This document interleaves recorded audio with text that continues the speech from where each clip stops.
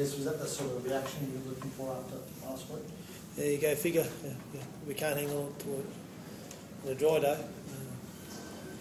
5 or 6 days ago, we can hang on it in a wet day. So, there's clearly this competition. To compete in this competition clearly hinges on possession, and that was the biggest improvement. I think we turned it around by about 30% this week. So, and wherever you do that, you give yourself a chance. But to do that, they had to turn it around this week, and I'm very proud of the way that that we were able to turn it around after last week. Against the Broncos side that I thought kept trying hard all night. Did you get the feeling this week that the guys were intent on sort of making up for last week? Oh, well, we're probably just in a position like even I know we're probably talking about last week.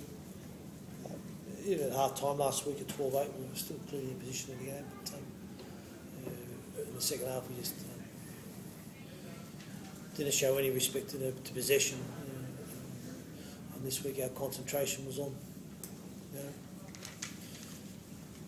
with the share of the ball to make sure that we completed where we needed to, and to play some footy at the right end. They're a very a grafting grind inside the Broncos, so you need to play.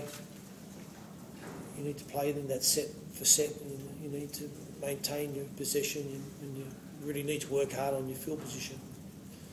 And it's clear that what we did tonight. As you mentioned the second half effort last week, you seemed to lift a gear when the second half started tonight. Yeah, that was clearly something that we focused on.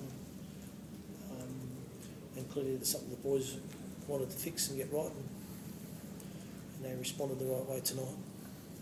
So there's lessons to be taken from that. What do you make of Ben Barber's performance tonight, Des?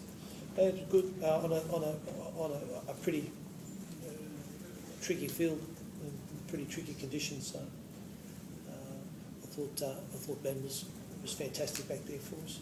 I thought. He was really ably supported too by both Mitch Brown and Sam Perry. I thought the three of them were really responsible back there. They certainly got our sets off to great starts. So I thought the three of them were fantastic at the back. He did some great stuff off the ball as well. He did some great stuff off the ball as well, saving a couple of tries for you guys. Definitely. Is he ready for Origin if they pick him? Has he been playing long enough, been back long enough? Oh, for sure. You can't ignore his pedigree or his ability to score a try. It's just how, obviously, for Queensland, it's an embarrassment of riches, isn't it? Really. Des, how far away is he from being that ball running best we saw last year? I think it's there. I just think that sides are more aware of it, aren't they?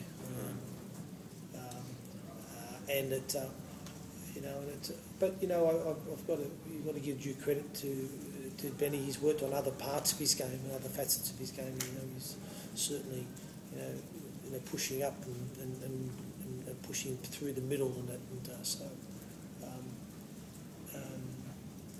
it's building, and it's great to be able to explore other parts of his game, which he's really working hard on. But he still has that blinding speed and that ability to turn a game on its head. What about you, Mick? Like, are you starting to get that confidence back when you see him get the ball and anything can happen here? And yeah, definitely. Around the ruck all the time, especially around guys like Graham and Cassiano and Pritchard and that they tend to get their arm free. You start to hear his voice a lot more. And as Des said, he's pretty heavily marked. The sides pretty evident with what they're trying to do, but he's finding other ways, and that's really pleasing. You see him at training during the week working on different things that they're that he hadn't practiced last year. So he's trying to evolve his game. And he's doing a really good job. That try saver tonight on Hoffman early was it was fantastic. What about defensively? Are you hearing opposition calling him a lot more and you're spotting him a lot more than they were last year?